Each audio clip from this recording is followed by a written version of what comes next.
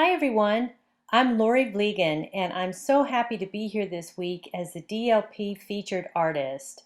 And I'd really like to send a big thank you to those sweet Art to the Fifth gals for inviting me. So here's the breakdown for our challenge this week. The monthly theme is gaining new perspective, and our personal art card challenge is to use a rubber stamp. My inspiration for this challenge came from several different places. The first is from a project I did about 4 years ago, creating lots of different things out of circles. It also came from this sweet little piece of scrapbook paper designed by Heidi Grace. But it mostly came from our own Art to the Fifth gal, Sandy Keene, who posted her divider page a few weeks ago telling the story of how she accidentally sewed this paper with banners on it upside down. But instead of scrapping it, well, she decided to just go with it. And she turned those banners into these sweet little houses. And I just thought that was so clever that I decided to see, well, what kind of new perspective could I spin on banner shapes? So let's get started. So since our challenge is to use a rubber stamp, I thought it would be fun to carve some little banner shapes. So in order to do that, I have gone ahead and placed a piece of tracing paper over a piece of graph paper, and that way I don't have to mess with the ruler, and all of my lines are there for me. So I am drawing just a traditional banner shape as well as a triangular banner. For stamp carving, I use Speedy Carve made by Speedball. It's really flexible, it doesn't get brittle, it won't crumble, and it's really easy to cut. And if you don't have any of that, you can also use a plastic eraser that's really easy to find at office supply stores. So to transfer the banner shapes onto the carving material, you just turn the tracing paper over so the pencil is against the Speedy Carve, and you can rub it with your fingernail, or in this case I'm using my cutting blade. So one of the great things about using the tracing paper for the transfer is if you miss a spot, you can just lay the paper right back down and match it up, rub again, and it turns out great. So now to carve, I have my cutting mat to protect my table underneath my Speedy Carve, and I've extended my blade, and I'm just putting it down directly onto the Speedy Carve and pressing down. And these stamps, these shapes are really easy to carve because all you have to do is just lay the blade directly on the pencil marks and just press down. And of course, it goes without saying, just a safety reminder here, please keep your fingers out of the way because the blade is very sharp. And I know that that sounds really obvious, but it's really easy to do. And being creative just really isn't as much fun if you have band-aids all over your fingers. So safety first. And here's our triangle banner stamp, and so we're ready to go on and create some cards. So I've got lots of supplies out here that I also have listed at the end of the video, but I thought it would be fun to add some ready-made stamps to go along with the stamps that we just carved. And so I just pulled some heart shapes out of these sets of stamps that I designed for Technique Tuesday a while back. Of course, any heart shape will work. This is just what I had in my stash. So usually when we think of a banner, we usually see it with the pointed sides down, kind of in a line right next to each other. But for this challenge, since I'm wanting to put a new perspective on the shape, I'm going to try to stamp it in a completely different direction. And I'm really pressing down here because I want to get a good image on this watercolor paper. And now I'm just going to take my water brush and kind of move that distress ink around. And the main reason why I like to use these inks is because they're water-based. And so you can just activate it with water and it gives a really nice soft watercolor effect when you're done. Um, and of course, you don't have to use the distress inks. Any water-based type of ink will work for this. And that was the color I used for the first image was scattered straw. This particular color is faded jeans. And I've just kind of rubbed it onto my craft mat. I wiped off my brush on a paper towel. And now I'm squeezing a little bit more water on it to dilute it. And that will make the color even softer on the paper. And so now I'm just painting directly onto the watercolor paper.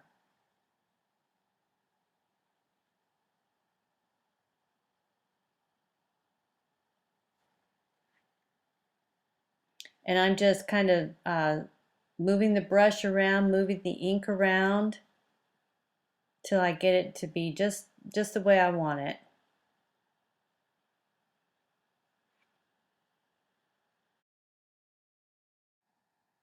So once the ink had a few minutes to dry, I'm going back with that same faded jeans color and adding it just to give it a little dimension.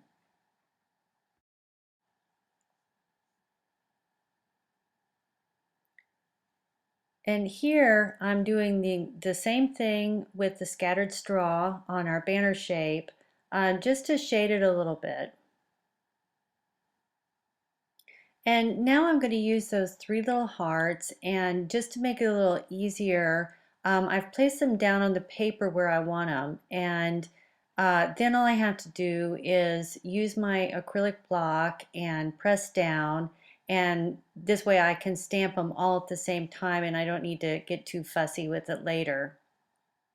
And here I have some spiced marmalade distress ink, and I'm just going to go ahead and stamp that onto the paper.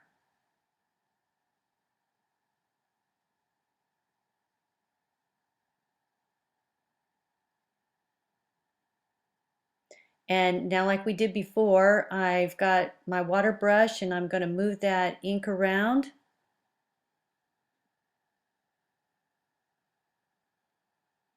And here I've got the stamp pad is called Fired Brick, and I'm just doing a little bit of shading just like we did before.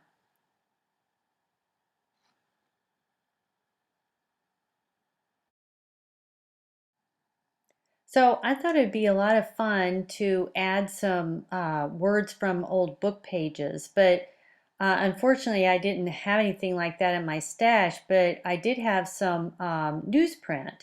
And so I decided to just make some by typing out the words that I wanted on my computer, and I just printed them out. So now I'm going to cut them apart and add them to the card.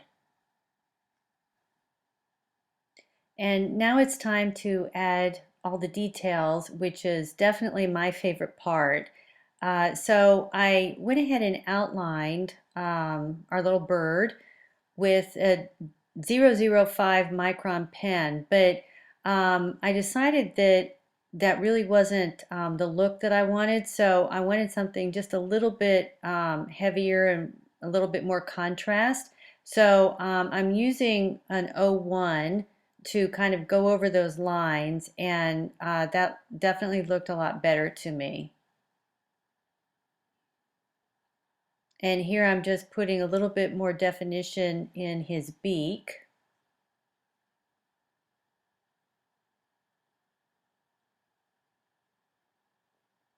And now I'm going to go ahead and grab that 005 again and go ahead and outline the hearts. And here I've laid some antique linen ink down onto my craft mat, and I really diluted it with quite a bit of water from my water brush because I want to lay down a real soft shadow underneath the bird.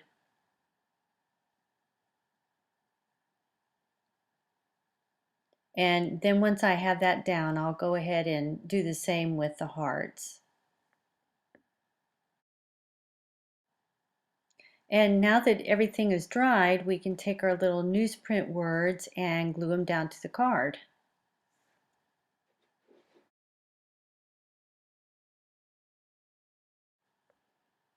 And for a final touch, I'm adding a little pencil border and actually fussing with it a little bit here.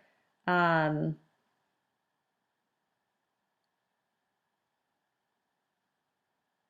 and there we go. That's looking a little bit better. And now we have card number 1 finished.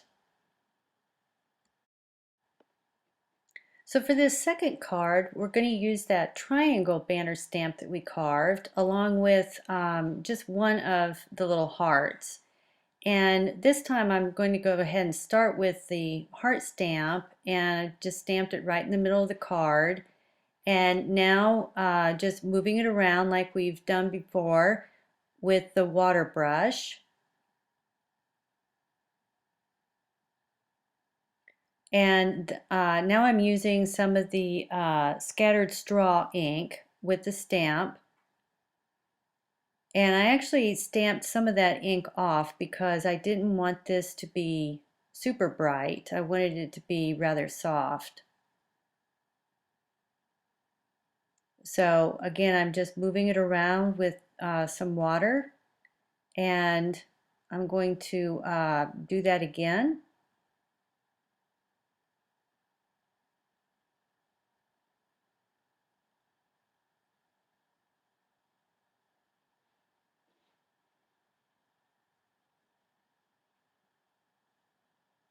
And here I've stamped it off again, and I'm going to continue this process and go around that heart in a circle.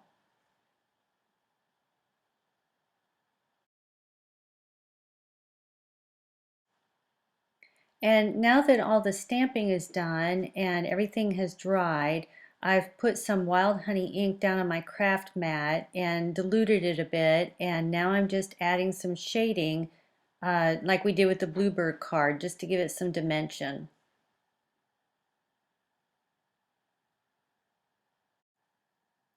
And magically, here our sunflower card is finished. And I'm just so sorry because I completely forgot to turn the camera back on as I was adding the outlining and the dots and the little sunflower words. But the process is the same as the way it was done with the bluebird card. And speaking of the bluebird card, here I've put some more of the antique linen ink down on the craft mat and diluted it. And now I'm just going around all of the white areas of the card just to give the background a little color.